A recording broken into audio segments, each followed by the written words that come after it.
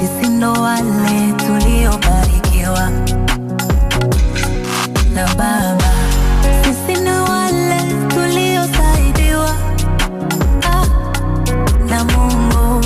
Sisi ndo wale tuliobarikiwa na Baba.